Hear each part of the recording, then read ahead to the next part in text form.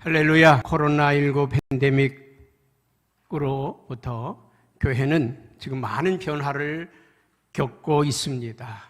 우리가 들어보지 못했던 비대면 예배, 우리가 겪어보지 못했던 그런 예배 스타일들이 우리에게 나타나기도 했고, 때로는 주일 성수를 목숨을 걸고 지켰던 성도들이 이제는 자기의 편의에 따라서 우리가 지켜가고 있는 모습들을, 신앙의 변화의 모습들을 보게 됩니다.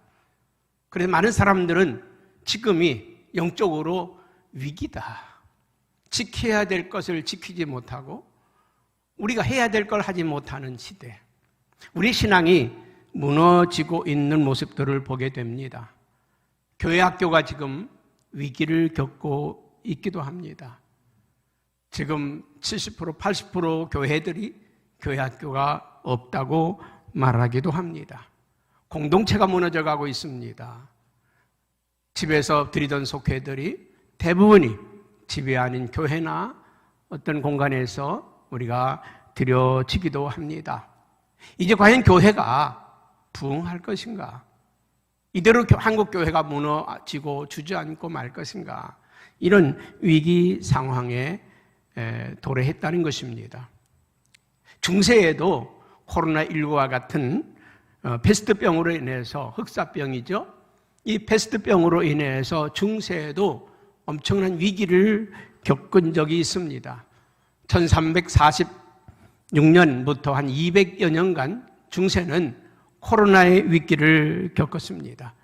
그 당시에 3분의 1, 전 세계 인구의 3분의 1이 죽었다고 합니다. 그 당시 세계 인구는 4억 5천이었는데 3억 5천으로 줄어들었습니다. 유럽의 인구는 50%에서 70%까지 사망을 했다고 하는 이유도 있습니다.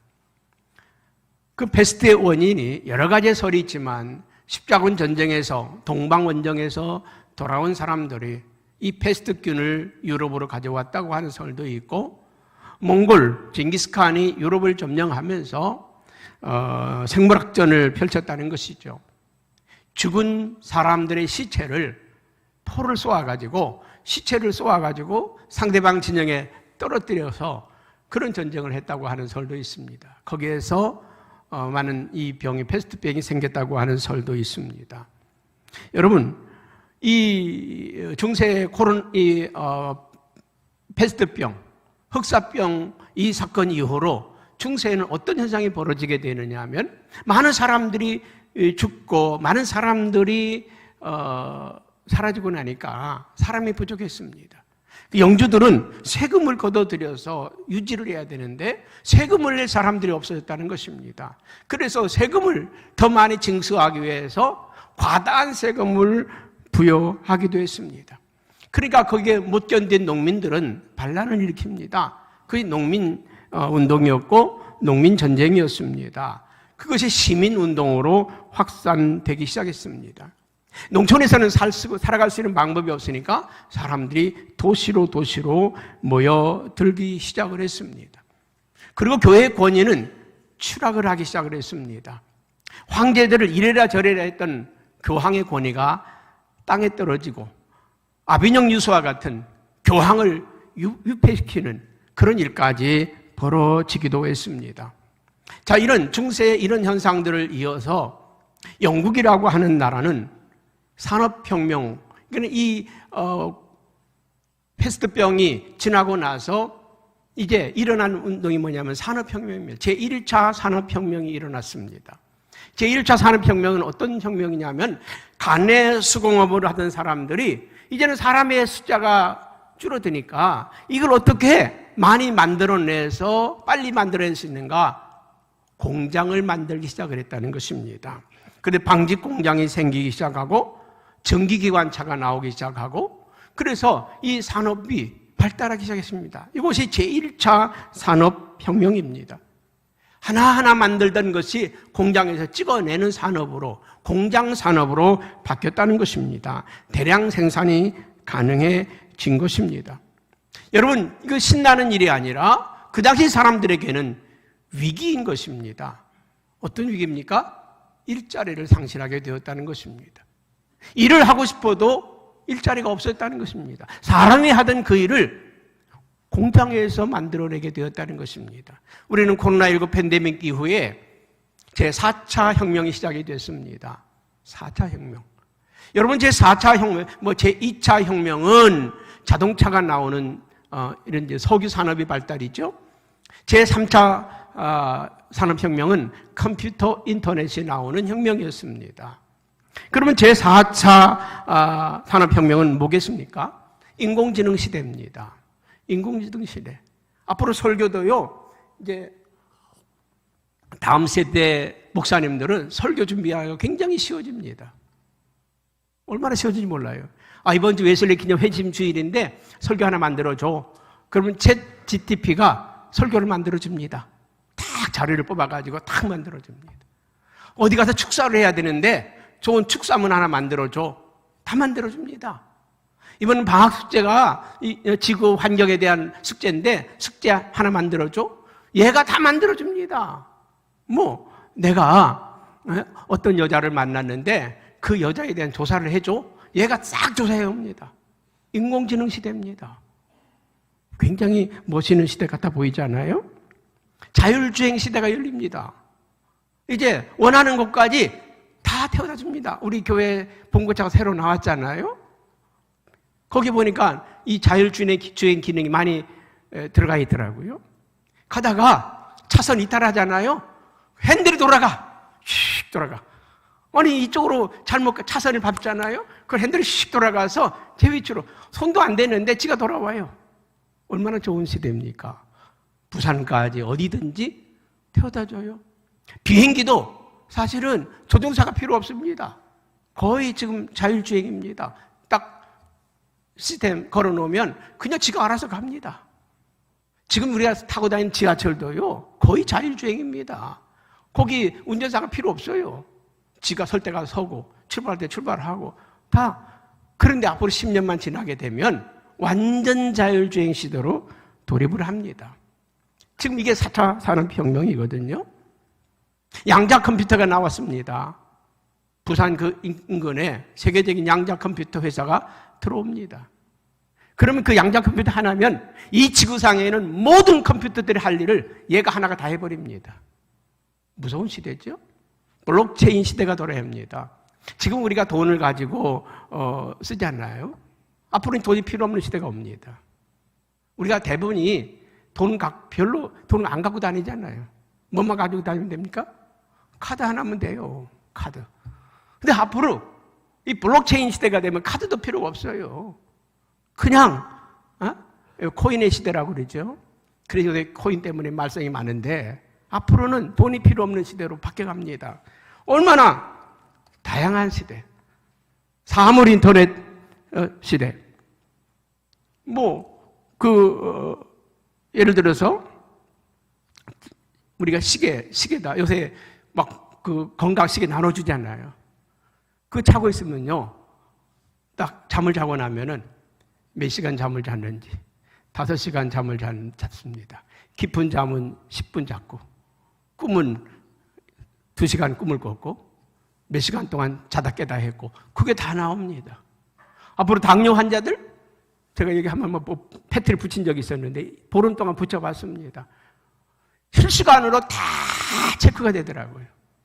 그리고 9시에서는 당뇨 치수가 얼마고, 10시에는 9시 몇 분에는 얼마고, 이게 다 병원에 가니까 의사가 쫙 뽑아가지고요. 목사님은 이렇습니다. 목사님, 이때가 오전 9시부터 12시까지가 가장 그 시간이 치수가 높습니다. 이 시간에는 앞으로 좀 운동을 하시든지 관리를 하십시오. 이게요, 앞으로 병원 갈 일도 없어집니다. 병원에서 여러분의 모든 데이터가 다 체크되는 시대가 옵니다. 엄청난 시대죠. 여러분, 반가운 시대입니까? 사람 죽이는 시대입니다. 왜요? 운전사들이 운전할 일이 없어지는 시대죠. 운전사 다 굶어 죽어야 됩니다. 앞으로 사람이 필요 없는 시대가 온다는 것이죠. 제1차 산업혁명으로 말미암아서 이런 현상이 일어난 거예요. 일자리를 잃게 되고 일할 곳이 없어지게 되고, 그러니까 사람들이 모여가지고 할 일이 없어요. 할 일이 없으니까 닭 싸움 시켜서 그거나 구경한 자 있고, 개 싸움 시켜서 그거나 구경한 자 있고, 하고 앉아 있고, 할 일이 없으니까 앉아서 술이나 먹고 앉아 있고. 그래서 런던에는 4집 중에 하나가 술집이었다고 합니다. 사람들이 모이는 건 극장, 도박, 마약. 완전히 이 런던이라고 하는 이 나라, 이 도시가 폐허 직전에 놓이게 되었다는 것입니다. 여러분, 하나님은 그런 무너져가는 시대, 무너져가는 사회를 그냥 내버려 두지 않고 그 사회를, 그 시대를 구원할 인재를 하나님이 준비하셨다는 것입니다.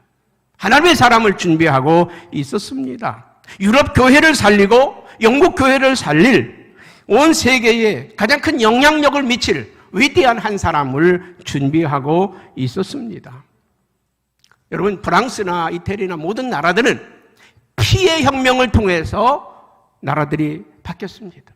그런데 유독 영국만큼은 피해 혁명을 거치지 않고 산업혁명을 완수한 나라입니다. 누구를 준비했습니까? 존 웨슬레 목사님이십니다. 존 웨슬레 목사님은 1703년에 6월 17일 날, 제가 6월 14일 날 태어났는데 나보다 3일 뒤에 태어났네. 6월 17일 날 태어났습니다. 그의 아버지는 영국 성공회 신부였습니다. 그리고 그의 어머니는 아주 철저한 신앙을 소유한 어머니였습니다. 5살 때 이미 웨슬레에게는 알파벳을 외우도록 가르쳤고, 그리고 창세기를 읽으면서 말을 가르쳤습니다. 우리는 엄마, 아빠 이렇게 하면서 말을 가르치지만 이 웨슬레 어머니는 창세기를 읽으면서 그 성경을 하나하나를 읽어가면서 말을 가르쳤다는 것입니다. 엄격한 규율, 몇 시에는 반드시 일어나야 되고 몇 시에는 반드시 자야 되고 식사 시간은 몇 시고, 아주 정확한 규칙에 따라서 아이들이 자라도록. 우리가 아이들 잘못 가르치는 게 뭐냐면 규칙이 없는 거죠. 언제 간식을 줘야 되는지, 언제 용돈을 줘야 되는지, 언제 자야 되는지 없어요. 그러니까 아이들이 정확한 이 규율에 따라서 자라도록 어머니가 가르쳤습니다. 그리고 이 아이들에게는 꿈과 비전을 어머니가 심어줬습니다. 그래서 문답식 교육을 했다는 것입니다. 너는 웨슬레, 너는 너 자신을 어떻게 생각하니? 너 자신이 어떤 사람이라고 생각하니? 하고 물었습니다. 그러면 웨슬레는 뭐라고 대답했을까요? 나는 하나님이 창조한 가장 존귀한 사람입니다. 나는 존귀한 사람입니다. 누가 너를 존귀한 사람이라고 말했어? 하나님이 저에게 존귀한 사람이라고 말했습니다. 너는 지금 무슨 일을 하고 있니? 네, 저는 하나님이 저에게 맡겨진 사명을 감당하고 있습니다. 누가 그 일을 맡겼니? 하나님이 저에게 맡겼습니다. 계속 그렇게 묻고 답하면서 존재감을 우리가 아이들한테 이러지. 너 꿈이 뭐니? 대통령. 에이, 니까 그게 무슨 대통령이야. 여러분, 그냥 그 단숨에 꿈을 짓밟아버리는 게 우리 부모들 아닙니까? 그런데 웨슬레의 어머니는 꿈을 심어줬습니다. 너를 누가 위대하다고 했지? 하나님이. 너는 장차 어떤 사람이 될 거지? 나는 이런 세계를 살리는 사람이 될 겁니다. 꿈을 심어줬고 자존감을 심어주었다는 것입니다. 웨슬레는 그가 6살 되던 해에 그 목사관에 불이 났습니다. 웨슬레의 어머니는 몇 명의 자녀를 낳았느냐 하면 몇 명쯤 낳았을 것 같아요? 19명을 낳았습니다. 많이도 낳았죠? 19명을 낳아서 이 아들 키우다 보니까 집에 불이 났는데 애들 다 구출해냈는데 다 나온 줄 알았는데 하나가 안 나왔어. 그게 누굽니까? 그게 존 웨슬레 목사님입니다. 스가랴 3장 2절에 보면 이는 불에서 거슬린 나무가 아니냐. 자기 자신을 불에 타다 남은 장작이라 그렇게 생각을 한 거죠. 나는 불에서 구원해낸, 불에서 건져낸 타다 남은 나무 조각에 불과하다. 이 불 가운데 나를 살려주신 것은 하나님께서 나를 쓰시기 위해서 살려두신 것이다. 그때부터 웨슬레는 사명을 갖고 살게 되었다는 것입니다. 17살이 되던 해에 그는 옥스포드에 있는 크리스찬 처치 대학에 입학을 하게 됩니다. 아주 유수한 인재죠. 그곳에서 규칙적인 생활을 하면서 그가 1726년에 옥스포드 링컨 컬리지에서 교수가 됩니다. 그리고 학생들을 모아놓고 그 학생들과 함께 철저하게 규칙적인 생활, 그리고 성경을 연구하는 홀리 클럽을 만들게 됩니다. 그래서 그들은 제 시간에 모여서 성경을 읽고 그 시간에 함께 토론하고 함께 기도하고 봉사하고 섬기고 그 규칙적으로 하는 그 모습을 보고 사람들은 이 웨슬레의 그 그룹을 메도디스트다, 규칙쟁이들이다, 그렇게 이름을 붙여줬습니다. 그것이 오늘날의 우리 감리교회입니다. 메도디스트라고 하는 이름을 그때 갖게 되었습니다. 그리고 그가 32살이 되던 해에 지금 우리나라 아프리카 같은 곳이죠. 미국으로 이 아메리카 땅으로 선교사를 갑니다. 동생 찰스 웨슬리와 함께 아메리카에 선교사로 떠나게 됩니다. 가서 자기가 배운 대로, 자기가 공부한 대로 선교 활동을 펼쳤습니다. 그 현장은 녹록지가 않았어요. 현장의 모습과 현장과 자기의 지식과는 맞지가 않는 거예요. 2년 동안 선교사 생활을 하고 실패하고 돌아옵니다.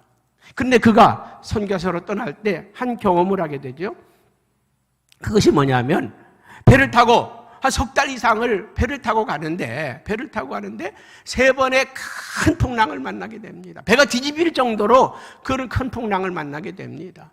웨슬레는 막 그 선교팀 일행들 막 두려워서 떠는데 저 배 한쪽 구석에서 12명의 사람들이 찬송을 하고 있는 거예요. 막 찬송을 하고 기도하고 예배하는데 그들의 얼굴에는요 천사 같은 미소를 띠고 있어요.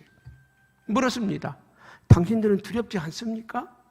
이 파도가 이 험한 이 풍랑이 두렵지 않습니까? 왜 두려우세요? 만약에 배가 뒤집히면 우리가 주님께로 가는데 뭐가 두렵습니까? 아니 왜 주님이 우리를 지켜주시고 있는데 뭐가 두렵습니까? 웨슬레는 계속 그 마음속에 회의를 가졌어요. 아니 죽음이 두렵지 않은 사람들이 있네? 저들은 어떤 믿음을 가졌기에, 어떤 신앙을 가졌기에 죽음을 두려워하지 않는 거예요. 늘 고민하고 방황을 하고 있었습니다. 선교사로 실패하고 돌아온 그는 설교할 기력도 힘도 다 잃게 됐습니다. 그리고 피터 벨러라고 하는 모라비안 교도를 이끄는 목사님을 만나게 되었습니다. 이 목사님과 많은 대화를 나누면서 영적인 삶에 대해서 듣게 되었습니다. 하나님이 살아계시고 성령님은 지금도 역사하시고 운행하시고 계시다. 우리 힘으로 하는 것이 아니라 성령님의 도우심이 없이는 못한다. 선교도 사역도 설교도 우리 힘으로는 할 수가 없다. 그분이 도와주셔야 되고 그분은 지금도 살아계시고 2000년 전에 역사했던 주님은 지금도 역사하신다. 지금도 죽은 자를 살리시고 지금도 홍해를 가르치고 지금도 여리고를 무너뜨리는 그 역사를 하나님이 지금도 하고 계시다. 자기가 지금까지 배워온 학문하고 학문적인 신앙이 아니라 살아있는 신앙에 대해서 듣게 됩니다. 그러면서 웨슬레는 나도 그런 신앙을 한번 경험해 봤으면 좋겠다. 나도 성령 체험을 좀 해봤으면 좋겠다. 나도 지금 하나님의 살아계심을 경험해 봤으면 좋겠다. 그런 이구심을 가지고 늘 기도하고 있었는데 하루는 1738년 5월 24일 날 올드스켓이라고 하는 거리를 지나고 있는데 어디선가 종소리가 들려요. 땡그릉땡 땡그릉땡. 자기도 모르게 종소리를 따라서 발길을 옮기게 됩니다. 아주 작은 예배당 올드스켓이라고 하는 이 교회에 들어가게 됩니다. 거기에서 로마서 1장에 있는 말씀을 그 사회자가 읽고 있었습니다. 내가 복음을 부끄러워하지 아니하노니 이 복음은 모든 믿는 자에게 구원을 주시는 하나님의 능력이 됨이라. 이 복음은 모든 믿는 자에게 구원을 주시는 하나님의 능력이 된다. 그 말씀을 딱 듣는 순간에 뭔가 번쩍하는 거예요. 아니 내가 열심히 전도했는데 이 복음이 사람을 살리는 거라고? 믿는 자에게는 구원을 주시는 능력이라고? 말씀에 대한 깨달음, 자기가 지금까지 배웠던 그 학문이 뭔가 열리는 것 같은, 뭔가 자기 앞에 뭔가 새로운 세계가 열리는, 신세계가 열리는 그런 경험을 하게 됩니다. 그의 일기장에는 그렇게 기록했습니다. 그날 밤에 나는 그 말씀을 들을 때 내 가슴이 뜨거워지는 것을 느꼈다. 내 가슴이 뜨거워지는 걸 느꼈다. 그리고 이제까지 자기가 믿어왔던 신앙, 자기가 지금까지 알아왔던 신앙에서 뭔가 이제는 생동감이 있는, 살아있는 믿음의 세계에 대해서 갈구하게 됩니다. 그래서 그는 이 모라비안 교도들이 예배처인 피터벨러 목사가 있는 그곳으로 1739년 1월 1일 날 찾아가게 됩니다. 60여 명의 사람들과 함께 저녁 식사를 하고 교제를 하고, 그리고 새벽 3시가 조금 지났습니다. 새벽 3시가 조금 지났는데 함께 우리 기도하자고, 그 60여 명의 사람들이 함께 기도하자고 기도를 시작했습니다. 바로 그것이 1739년 1월 1일에 있었던 피터 페더레인이라고 하는 교회의 집회입니다. 1739년 1월 1일 날 페더레인에서 그는 기도하다가 갑자기 강력한 성령의 임재를 경험하게 됩니다. 그 성령 역사하니까 막 사람들이 죽은 사람처럼 막 쓰러지기도 하고 넘어지기도 하고, 막 어떤 사람은 고통에 몸부림을 치기도 하고, 어떤 사람은 막 눈물을 쏟아내기도 하고, 어떤 사람은 막 깔깔깔깔 웃기도 하고, 막 큰 소리를 지르는 사람, 막 온 몸을 비틀면서 막 일어나서 돌아다니는 사람, 별 희한한 광이 다 벌어졌습니다. 자기도 알지 못하는 사이에 뭔가 강력한 힘이 자기를 사로잡고 있는 것을 경험하게 되었습니다. 존 웨슬리 목사는 그날 밤에 그의 일기장에 이렇게 기록을 했습니다. 고린도전서 4장 20절에 하나님의 나라는 말에 있지 않고 능력에 있다. 하나님의 나라는 말에 있지 않고 능력에 있다. 이 두 번의 회심은 존 웨슬리 목사님을 새 사람으로 만들어 놓았습니다. 로마서 1장 16절에 있는 말씀, 내가 이 복음을 부끄러워하지 않는 것은 이 복음은 믿는 모든 사람들에게 구원을 주시는 하나님의 능력이 됩니다. 말씀에 대한 세계가 열리는 순간이었죠. 그리고 1739년 1월 1일 날은 이 페더레인에서 성령의 불을 받는 경험을 하게 됩니다. 이 성령 체험을 통해서 존 웨슬리 목사님은 이제 선교의 문을 열게 되는 것입니다. 선교의 문을 열게 되었습니다. 그래서 그는 외쳤습니다. 세계는 나의 교구다. 세계는 나의 교구다. 이 외치면서 1년에 그가 4,000에서 5,000km를 말을 타고 다니면서 복음을 전도했습니다. 죽을 때까지 그는 지구를 10바퀴를 돌 만큼 돌았다고 합니다. 10바퀴. 여러분, 지구 10바퀴 비행기 타고도 쉽지 않겠죠? 비행기 타고도 쉽지 않아요. 말을 타고 45만 킬로를 그가 전도 여행을 떠났습니다. 이 성령 체험하고 나서 견딜 수가 없어서 그가 뛰어다니는 거예요. 여러분, 우리는 이 코로나19 팬데믹을 지나면서 정말 우리 교회 위기일까? 나는 성령 받고 나면, 성령 받은 사람들이 일어나면 위기가 아니라 기회가 된다고 믿습니다. 사도행전 2장 17절에 이렇게 말씀합니다. 하나님이 말씀하시기를 말세에 내가 내 영을 모든 육체에 부어주리니 너희 자녀들은 예언할 것이요 너희 젊은이들은 환상을 보고 너희 늙은이들은 꿈을 꾸리라. 마지막 때에 성령을 부어주시면 세계를 뒤집는 역사가 일어날 것이다. 여러분, 성경에 이른 비와 늦은 비의 역사가 있습니다. 이른 비는 오순절 마가의 다락방에서 내렸던 성령의 역사입니다. 여러분, 오순절 마가의 다락방에 성령이 임하니까 그들이 비해서 방언을 말하고 그들이 담대함으로 얻고 나가서 복음을 전합니다. 하루에 3,000명, 5,000명, 수천 명을 전도하는 기적 같은 역사가 일어났습니다. 이 예루살렘에서 유대로, 유대에서 이스라엘로, 이스라엘에서 소아시아로, 소아시아에서 유럽으로, 유럽에서 아메리카로, 아메리카에서 아시아로 온 세계를 향해서 오순정 마가다락방의 성령 역사는 세계를 뒤집었습니다. 지금 우리는 코로나19 팬데믹을 통해서 교회의 위기라고 말하죠. 이제 더 이상 교회 부흥은 끝났다. 아닙니다.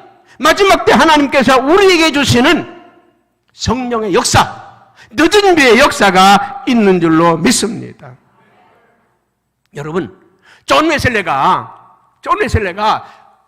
1738년 5월 24일 날 그 하나님의 말씀에 뒤집어졌다고 세계가 달라졌습니까? 1739년 1월 1일 날 불 받았다고 세계가 달라졌습니까? 달라졌습니다. 그가 나가서 세계는 나의 교구라고 외치면서 뛰어가기 시작했습니다. 얼마나 그가 복음을 외쳤는지 가는 곳마다 깡패들이 와서 막 돌을 던지고 막 폭행을 하고 집회를 못하게 만들었습니다. 그랬더니 자기 아버지 무덤에 올라가서 설교를 합니다. 왜? 다른 곳에는 할 곳이 없어서 아버지의 무덤 위에 올라가서 복음을 전하기도 하고 때로는 얻어터지기도 하고 피범벅이 되면서도 복음을 끊임없이 전했습니다. 이 복음을 전할 때 악령에 사로잡혔던 자들이 악한 영들이 떠나가고 귀신들이 떠나가게 되는 역사들, 그를 반대했던 수많은 사람들이 회개하고 돌아오는 역사들, 의사들이 회개하고 돌아오고요, 그를 반대했던 조지 휘필드라고 하는 사람도 회개하고 돌아와서 이 존 웨슬레의 후임자처럼 그렇게 충성된 일꾼으로 바뀌었습니다. 오늘 주님 우리에게 말합니다. 마가복음 16장 15절에 너희는 온 천하에 다니며 만민에게 복음을 전파하라. 여러분, 성령 받아야 될 이유가 뭡니까? 이 복음을 전파하기 위해서. 우리가 이 복음 전파할 때 세상에 살아나는 역사가 일어나는 것입니다. 여러분, 웨슬레가 복음을 외치기 전에는 영국은 죽은 사회였습니다. 술집으로 가득하고 거리거리마다 마약하는 사람들, 닭싸움, 개싸움 하는 걸로, 그리고 극장과 술집으로 가득 찼던 이 런던이 변화하기 시작합니다. 술집이 사라지기 시작합니다. 마약이 사라지기 시작합니다. 술꾼들이 사라지기 시작해요. 깡패들이 사라지기 시작합니다. 런던 홀리 시티로, 거룩한 도시로 변화되기 시작했습니다. 이게 존 웨슬레가 성령의 역사입니다. 우리 감리교회는 개인 구원뿐만 아니라 사회 구원도 말합니다. 우리가 은혜를 받으면 내가 성령 체험하고 신비한 세계를 보고 신비한 경험을 하는 것으로 끝나는 것이 아니라 우리가 머무는 직장, 이곳이 변화되고 우리가 있는 학교가 변화되고 우리가 사는 삶의 현장이 변화되는 것, 이게 하나님의 능력입니다. 그래서 존 웨슬리 목사님은 바로 오늘 이 구원의 복음을 가지고 외쳐대기 시작했습니다. 그가 외칠 때마다 사람들이 가슴을 치며 통곡하고 눈물을 흘리며 통회하며 자복하면서 죄를 고백하고 돌아서는 그런 놀라운 역사들이 벌어졌다는 것입니다. 술집이 사라지고 창녀촌이 사라지고 폭력이 사라지고 마약이 사라지고 도시가 변하는 놀라운 역사가 일어났다는 것입니다. 오늘 우리에게 주님은 너희는 가서 만민에게 복음을 전파하라고 말씀하시면서 우리에게 엄청난 능력과 무기를 주셨다는 것입니다. 그것이 무엇이겠습니까? 믿음의 역사인데, 야고보서 2장 19절에 보면 이렇게 말씀을 하고 있습니다. 내가 하나님은 한 분뿐인 줄 믿느냐? 잘하는도다. 귀신들도 믿고 떠느니라. 우리의 믿음은요, 죽은 믿음이 있고 살아있는 믿음이 있습니다. 아는 믿음은 그것 가지고는 생명의 역사가 없습니다. 나는 윤석열 대통령을 잘 압니다. 그분은 나를 몰라도 어제도 텔레비전 그분이 나왔더라고요. 그저께도 봤습니다. 일본에 가면서 나한테는 전화 안 했지만 저한테 알려주고 왔습니다. 일본 갔다 온다고. 뉴스에서 말하니까 알았어요. 아니, 내가 그분을 아무리 잘 알아도 그 사람은 나를 몰라요. 그거는 아는 게 아닙니다. 그건 아는 게 아니에요. 그건 아는 게 아니에요. 여러분, 우리가 하나님이 한 분뿐인 줄 아느냐? 잘하는다. 너희들 잘하고 있다. 하나님이 한 분뿐인 거를 귀신들도 믿고 떤다. 예수님이 이 땅에 왔을 때 사람들은, 제자들은 뭐라고 합니까? 다윗의 자손이요, 선생님이요, 랍비요, 그러고 있어요. 랍비 맞아요. 선생 맞아요. 다윗의 자손 맞아요. 하나님의 아들 맞아요. 그런데 귀신들은 믿고 떨었다고 했어요. 귀신들은요, 발발발 떨었어요. 살려주세요. 우리를 지옥불에 들어가게 하지 말아주세요. 우리를 제발 저 돼지떼기라도 들어가게 해주세요. 귀신 들린 사람들은 예수님을 두려워 떨었다는 거예요. 무서워했다는 거예요. 아는 것과 믿는 게 달라요. 너희들이 하나님이 한 분뿐인 줄 아느냐? 잘 아는도다. 그러나 귀신들도 믿고 떤다. 아는 신앙은 능력이 없습니다. 아는 것 가지고는 능력이 없어요. 능력이 없습니다. 왜? 내가 알아야 그분이 나를 아는 건 하나님은 우리의 머리털 끝까지도 다 세신 분이십니다. 하나님은 여러분의 우리의 미래까지 다 아시는 분이에요. 그리고 우리 기도 가운데 가장 미련한 기도가 뭡니까? 아시지요. 내 형편 아시지요. 나 아픈 거 아시지요. 우리 가정이 어려운 거 아시지요. 하나님은 다 아셔요.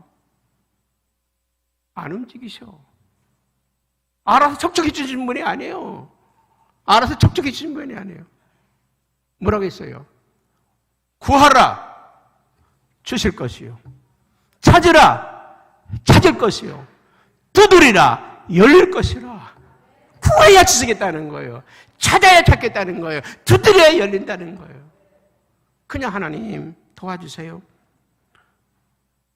그렇게 하면 얼마나 좋아요. 그런데 너는 내게 부르짖으라. 너는 내게 부르짖으라. 내가 알지 못하는 크고 은밀한 일을 너에게 보여주리라. 부르짖으라는 거예요. 간절히 나를 찾고 찾는 자가 나를 만날 것이다. 주님 여기 와 계시면서도 간절히 나를 찾는 자가 만날 거라는 거예요. 간절히. 부르짖어야 우리의 기도에 응답하시겠다는 거예요. 여러분, 세상을 구원하는 믿음은 아는 믿음이 아니라 생명 있는 믿음, 살아있는 믿음인 줄로 믿습니다. 그래서 오늘 16절에 뭐라고 말합니까? 믿고 세례를 받는 사람은 구원을 얻을 것이고, 믿고 세례를 받는 사람은 구원을 얻을 것이다. 우리는 이 함정에 빠지면 안 됩니다. 믿기만 하면 구원받는다고, 믿습니다만 하라고. 그러면 됩니까? 믿습니다만 하면 돼요? 그러면 천국 가는 거예요? 안 해요. 여러분, 성경은 뭐라고 합니까? 로마서 3장 23절에 모든 사람이 죄를 범하였음에 하나님의 영광에 이르지 못하더니, 모든 사람이 죄를 범하였음에 하나님의 영광에 이르지 못한다. 죄 때문에 우리가 하나님께 가지 못한다는 거예요. 죄 때문에 우리가 구원을 받지 못한다는 겁니다. 로마서 6장 23절에는 죄의 삭은 사망이라고 그랬습니다. 죄로 말미암아 다 죽게 되었다는 거예요. 늙어서 죽는 것도 병들어 죽는 것도 아니요. 죄 때문에 죽는 거라는 거예요. 죄가 없으면 죽음이 없습니다. 우리는 죄 때문에 죽게 되어 있습니다. 로마서 5장 6절에는요. 우리가 아직 죄인 되었을 때 그리스도께서 우리를 위하여 죽으심으로 하나님께서 우리에 대한 자기의 사랑을 확증하셨느니라. 제가 성경을 잘못 찾아줬나 봐요. 하나님께서 우리를 위해서 죽으심으로, 우리를 위해 죽으심으로 자기의 사랑을 확증하셨느니라.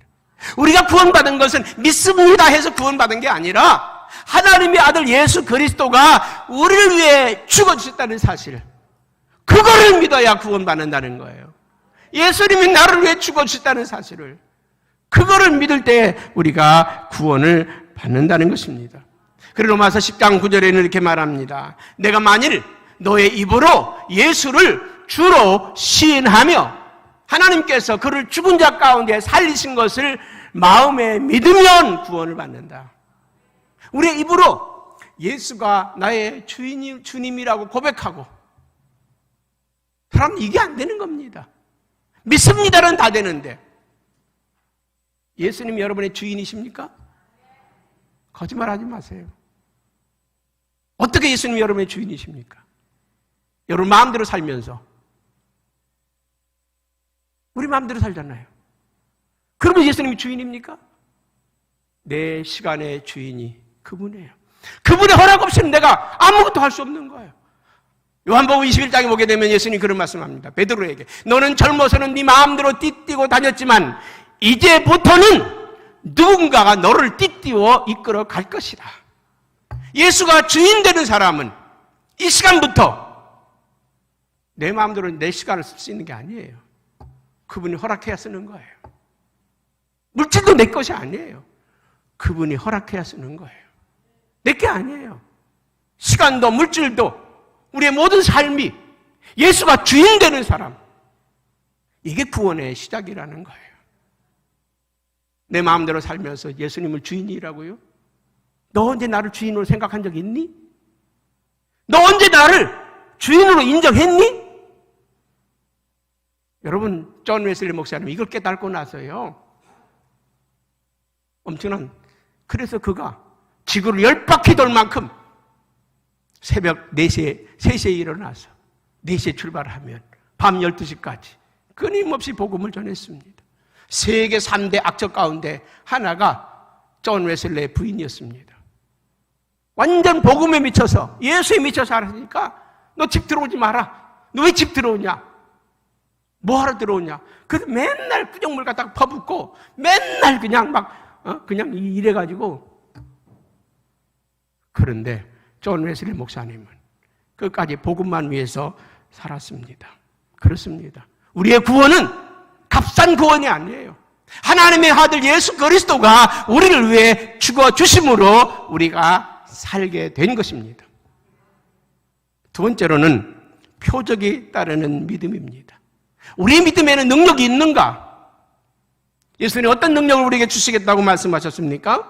첫 번째로는 귀신을 어떻게 한다고요? 쫓아내는 능력을 주신다고 그랬습니다. 믿는 자들에게는 이런 표적이 따르리니 곧 그들이 내 이름으로 귀신을 쫓아내며, 귀신을 쫓아낸다는 것입니다. 귀신을 쫓아낸다. 여러분, 귀신은 사람의 마음을 탐냅니다. 사람의 마음속에 악한 생각을 넣어주고 사람의 마음속에 잘못된 생각을 넣어주고 타락하게 만들고 미워하게 하고 분노하게 하고 시기 질투하고 싸우고 분쟁하고 다투게 타락하게 만드는 게 귀신의 역사입니다. 여러분 마음을, 우리 마음의 주인은 예수 그리스도이시길 바랍니다.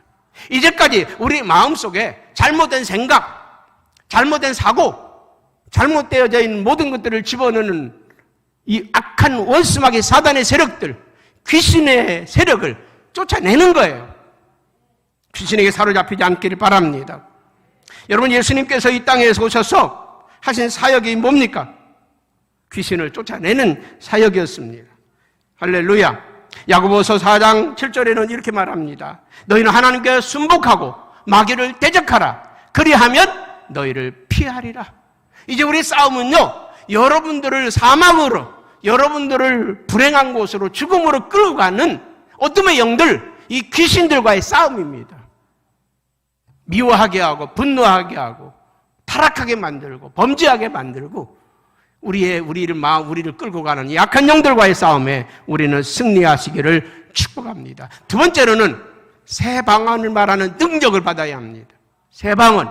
여러분, 사도행전 2장 14절에는 오순절 마가의 다락방에 성령이 역사한 역사죠. 사도행전 2장 4절에 이렇게 말합니다. 그들이 다 성령의 충만함을 받아 성령이 말하게 하심을 따라 다른 언어들로 말하기를 시작하니라.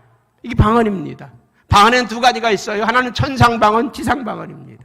사도행전 2장 4절에 그들이 말한 방언은 천상방언입니다. 14개 사람들이 모였는데 다 같이 그들은 베드로의 설교를 자기네 나라 말로 알아들었더라 그랬습니다. 그런데 오늘 본문에서 우리에게 말하고 있는 새 방언은 랄랄라 뚜뚜뚜뚜가 아니라 이제 우리의 언어는 천국의 언어, 성경의 언어, 미워하고 시기하고 증오하고 분노하고 질투하는 언어가 아니라 사랑하고 용서하고 축복하고 위로하고 격려하는 그런 언어로 바뀌어져야 된다는 거예요. 새로운 언어로 쓰라는 거예요. 거듭났으면, 구원받았으면 말이 바뀌어야 된다는 거예요. 말이 바뀌지 않은 사람은 아직도 구원받은 사람이 아니라는 겁니다. 우리의 새 방언의 역사가 있기를 축복합니다.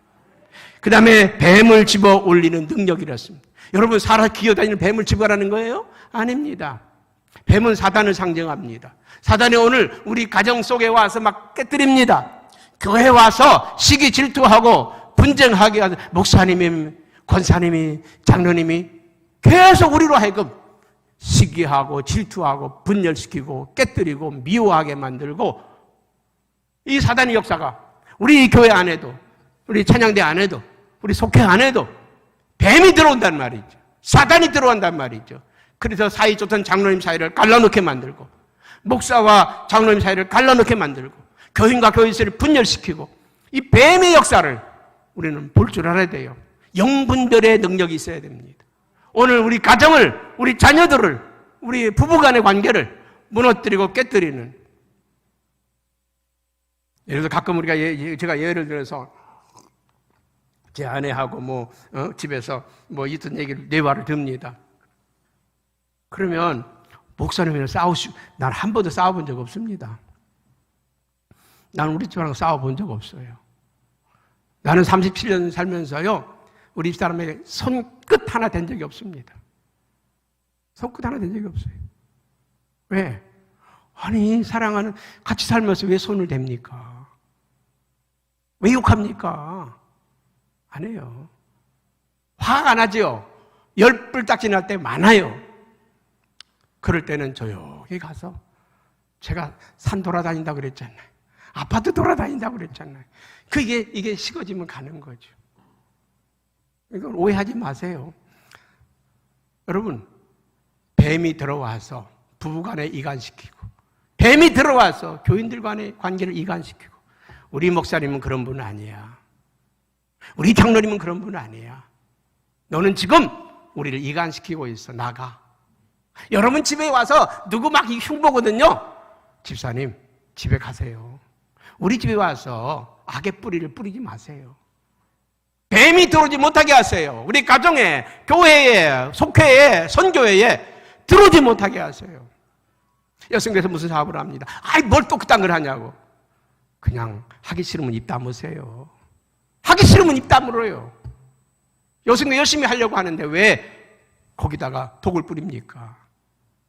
그래서 무슨 독을 마실지라도 해를 받지 않는다. 우리가 살아가는데 수없이 많은 독을 뿌립니다. 사랑하는 사람, 때로는 우리가 정말 소중한 사람, 너무 착한 자식들한테, 너무 소중한 아내한테, 너무 소중한 남편에게 막 독을 뿌리잖아요. 막 욕을 하게 말이죠. 막 그딴 걸 하냐고, 왜 그렇게 했냐고. 우리가 함부로 막 말하잖아요. 그런데 누가 뭐라고 그래도 우리는 털어버리시기 바랍니다. 내게 독을 쏟아 놓으면 그 독을 털어버리세요. 그냥 받지 말고, 괜찮아. 나 그런 사람인데. 아이, 목사님이 키가 작다고. 괜찮아요. 존 웨슬리 목사님도 1m 63cm, 나랑 비슷한데. 사도 바울도 나하고 비슷하고요. 세계적으로 위대한 사람들은 저하고 비슷한 사람들입니다. 큰일한 사람들은, 박정희 대통령도 나하고 비슷하더라고요. 키 작다고 뭐라고 한들 키 죽을 거 있어요? 여러분, 누가 나에게 독을 쏟아붓거든 털어버리세요. 독을 마신다, 독이 들어있는 걸 먹는다는 거 아니에요. 여러분들에게 독을 쏟아부을 때 털어버리세요. 그걸 말하는 거예요. 그리고 병든 자에게 손을 얹은 즉 나으리라. 병든 사람들에게 손을 얹은 즉 나으리라.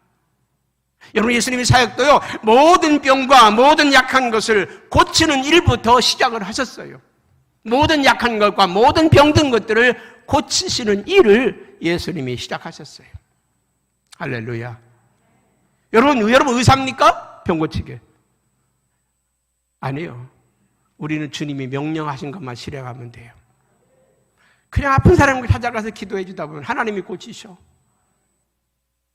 힘들어하는 사람 가서 기도해 줬는데 위로를 받아.